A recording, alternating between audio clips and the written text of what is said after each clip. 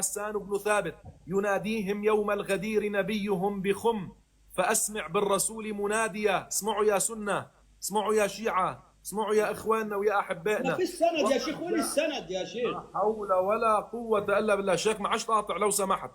وقد جاء جبرائيل عن أمر ربه بأنك معصوم فلا تك وانيا، وبلغهم ما أنزل الله ربهم إليك ولا تخشى هناك الأعادية. فقام به إذ ذاك رافعا كفه بكف علي معلن الصوت عاليا، فقال من مولاكم ووليكم؟ فقالوا ولم يبدوا هناك تعاليا، إلهك مولانا وأنت ولينا يا محمد، ولم تلق منا في الولاية عاصيا. في الولاية يقول ابن الجوزي السني، في الولاية يقول حسان بن ثابت، ولم تلقى منا في الولاية عاصيا. فقال قم يا علي فإنني رضيتك من بعدي إماما وهاديا.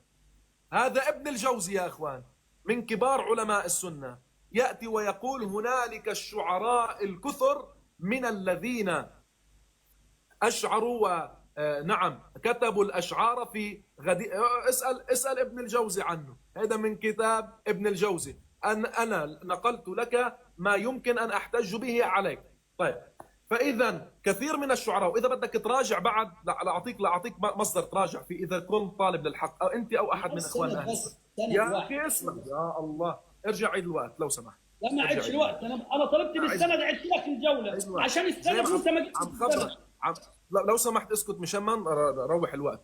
الآن أحيلكم إلى مصدر وهو كتاب الغدير، موسوعة الغدير للعلامة الأمين، جزء واحد، جزء رقم 2 على ما أذكر، أو رقم 3 أو رقم 2، يذكر فيه الشعراء الذين أشعروا في الغدير فقط، بس هذه الشعراء الذين أشعروا في الغدير من قرن، من ذاك القرن، من عهد النبي صلى الله عليه وآله إلى هذا العهد، عهد العلامة الأمين. فإذا الآن هذا اللي ذكرناه الآن. طيب الآن ما سؤالي اللي ما جاوبتني عليه، ما معنى أن النبي يقول ألست أولى بالمؤمنين من أنفسكم، ألست أولى بالمؤمنين من أنفسهم قبل أن اسمح لي لو سمحت، جاوبتك قبل شوي عن الكل، لو سمحت شيخ هاشم يبقى ما تسألنا لما تجاوب أسئلتي. ما معنى أن يقول النبي، الآن جاوب من وقتي، ما معنى أن يقول النبي ألست أولى بالمؤمنين من أنفسهم قبل أن يقول من كنت مولاه فهذا علي مولاه؟ هون مربط الفرس. تفضل. كما قال لبريدة، أطلع لك بريدة إيش قال.